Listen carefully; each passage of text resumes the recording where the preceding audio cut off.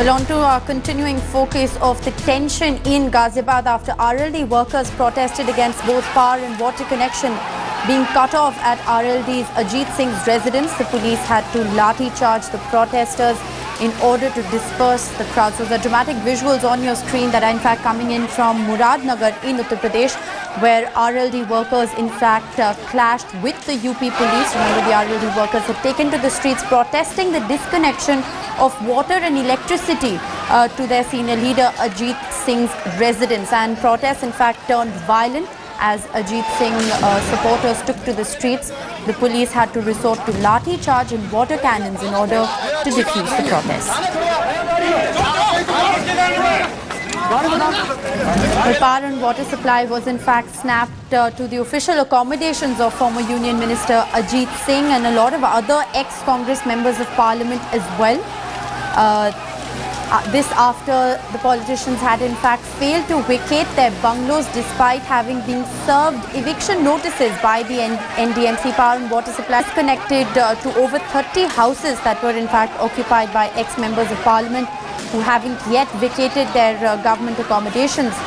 My colleague Atir Khan joins me live for more. Atir, we're seeing very dramatic visuals on our screen that are in fact coming in from Muradnagar, violent clashes between RLD supporters and the UP police. What is the situation on the ground as we speak?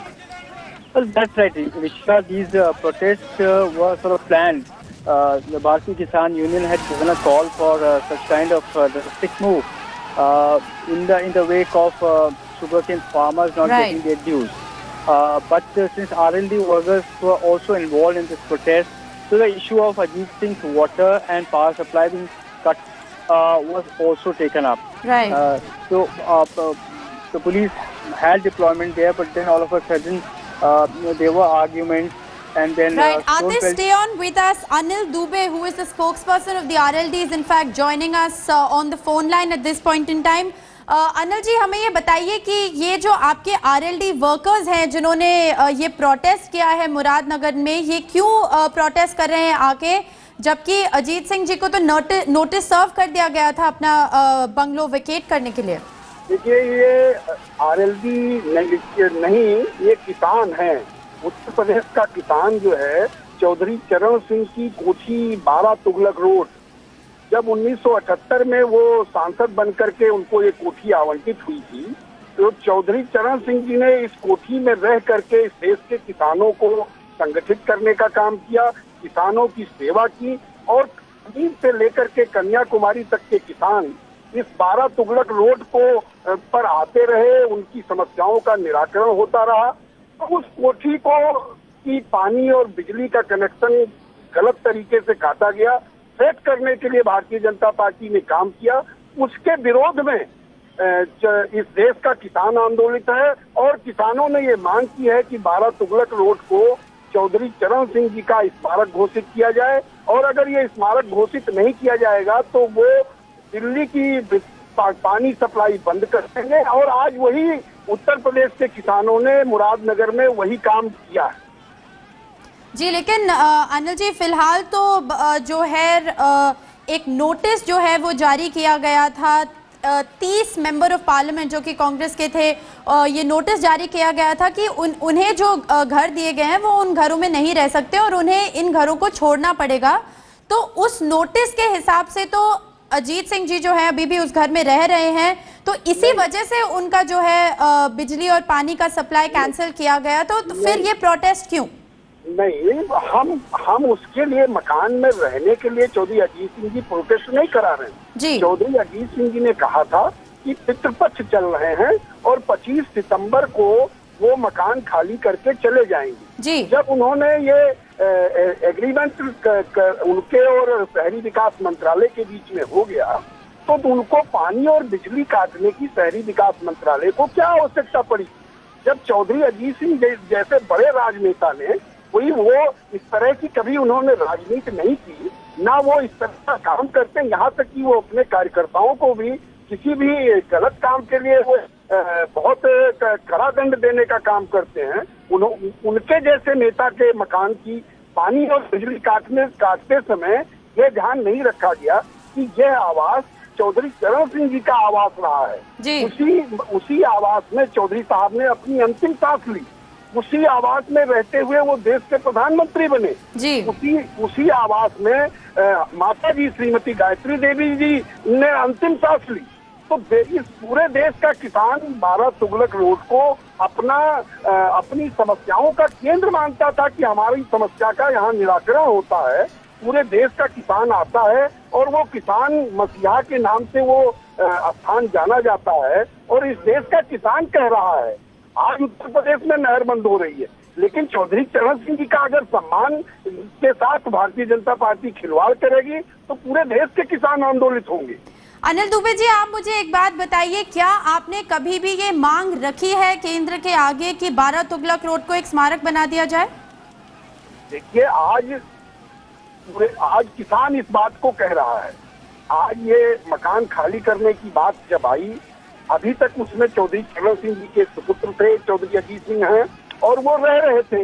इस तरह की बात किसानों ने अब तक नहीं की, क्योंकि चौधरी अजीत सिंह जी इनकी समस्याओं को। लेकिन जब आपने ऐसी कोई बात केंद्र के आगे रखी ही नहीं है किसानों की तरफ से, तो जब अब अजीत सिंह जी को जो है नोटिस सर्व हुआ है तो उनको नोटिस का पालन तो करना पड़ेगा। नहीं, नोटिस का पालन चौधरी अजीत सिंह जी तो करने के लिए कह रहे हैं और वो नोटिस का पालन करेंगे। चौधरी अजीत सिंह जी कहाँ कह रहे हैं कि हम इस आवास में रहेंगे? चौधरी अजीत सिंह जी उस आवास में रहने के लिए आंदोलन नहीं करा रहे हैं, आंदोलन किसान कर रहा है। चौधरी साहब ने तो कह दिया कि वो 25 सितंबर को खाली करेंगे। लेकिन आंदोलन इस तरीके का आंदोलन करने के बजाय अनिल जी, आपको नहीं लगता है कि आपको केंद्र के आगे अपनी बात रखनी चाहिए, एक ऑफिशियल कैपेसिटी में बात रखनी चाहिए? केंद्र के आगे अब बात रख दी गई है, हमारी पार्टी की तरफ से रख दी गई, भारतीय किसान यूनियन की तरफ से रख दी गई, चौधरी चरण सिंह विचार मंच की तरफ से रख दी गई, हरियाणा के मुख्यमंत्री श्री भूपेंद्र सिंह हुड्डा की तरफ से रख दी गई, और भी इस देश के तमाम राजनेता लिख करके दे रहे हैं कि चौधरी चरण सिंह जी का स्मारक जो 12 तुगलक रोड में बनना चाहिए। लेकिन आपके जिस तरीके के सपोर्टर्स और प्रोटेस्टर्स जो हैं मुरादनगर में इस तरीके से जो है रास्ते पे आके उन्होंने प्रोटेस्ट किया है, पुलिस के साथ क्लैशेस हुए हैं, इतना जो वायलेंस हुआ है, ये सब होने के बजाय तो आप अगर ये बात केंद्र के आगे रख देते और नोटिस का पालन करने का इंतजार करते तो क्या ये बेहतर नहीं रहता? नहीं, हमारी पार्टी ने इनके सामने ये बात रख दी, लेकिन जब उन्होंने चौधरी अजीत सिंह जी के आवास पर चौधरी चरण सिंह जी का जो आवास रहा है, उन्होंने इस देश के किसानों के सम्मान के साथ खिलवाड़ किया।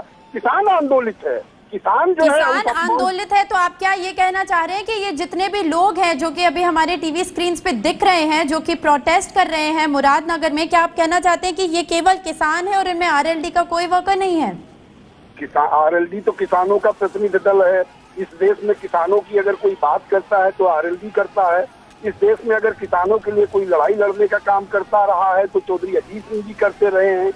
और चौधरी अजीत सिंह जी को अपमानित करने के लिए उन्होंने जब ये कह दिया कि वो 25 सितंबर को जाएंगे, तो दिल्ली में तमाम ऐसी कोठियां हैं, तमाम ऐसे बंगले हैं जहां भारतीय जनता पार्टी के भी बड़े नेता रह रहे हैं और उनकी पानी बिजली नहीं काटी गई। चौधरी अजीत सिंह जी की पानी और बिजली काटने का काम किया गया। उन्होंने चौधरी अजीत सिंह जी के सम्मान के साथ खिलवाड़ करने का काम किया। Well, that was the spokesperson of the RLD, Anil Dubey, in fact speaking with us, saying that these are in fact farmers who have come out and taken to the streets protesting the fact that 12th Tughlaq Road should in fact be made, should in fact be made a memorial of Chaudhry Charan Singh, and they are in fact protesting the eviction of Ajit Singh from 12th Tughlaq Road. Munna Chauhan, also a leader from the RLD, is joining us on the phone line.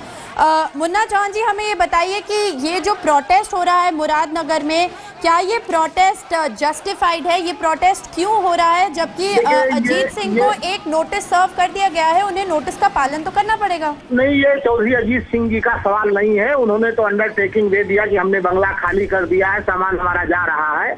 अब सवाल है किसानों के मसीहा चौधरी चरण सिंह के स्मारक का, और चूंकि चौधरी चरण सिंह इस देश में सर्वमान्य किसान नेता थे तो सरकार ने बहुत से स्मारक बनाए हैं, तो चौधरी चरण सिंह स्मारक बनाने में सरकार को परेशानी क्या है?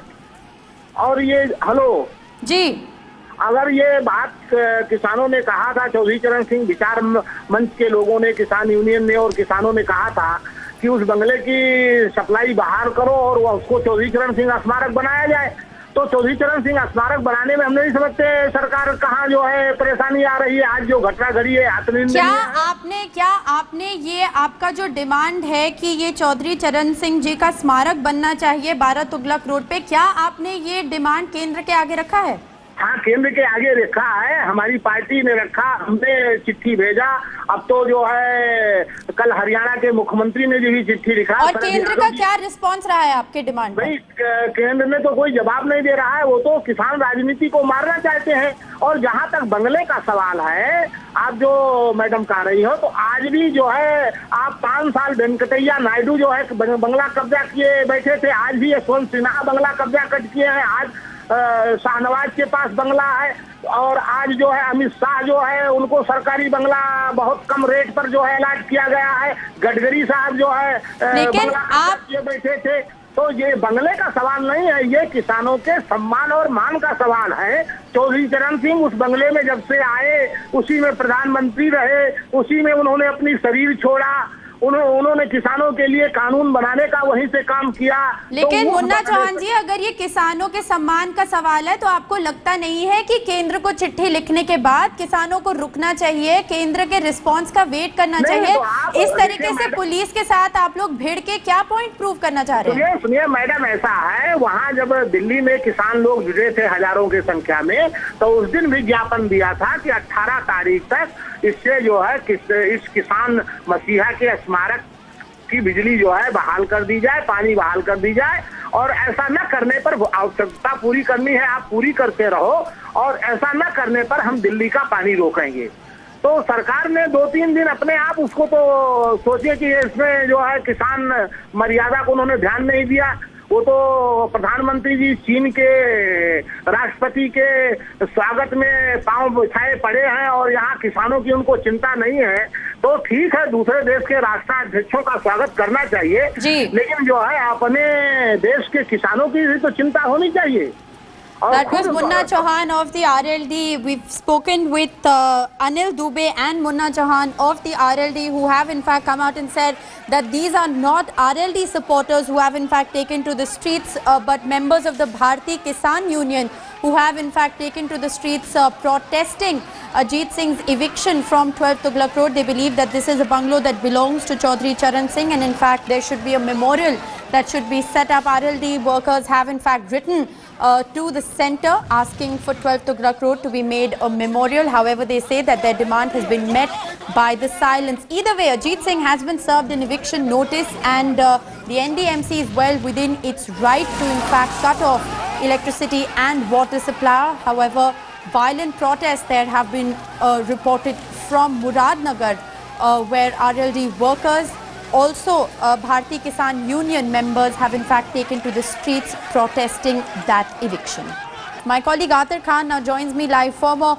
Atir, we've been speaking with leaders of the RLD over the phone line here on Headlines Today, and they've come out and said that these are in fact not RLD protesters who've taken to the streets in Muradnagar, but these are in fact members of the Bharati Kisan Union on the ground. What is the situation? Are these actually supporters of the RLD who are in fact protesting the eviction, or are these actually Bharati Kisan Union supporters who have in fact come out and echoed a demand for a memorial to be set up on 12 Tughlaq Road?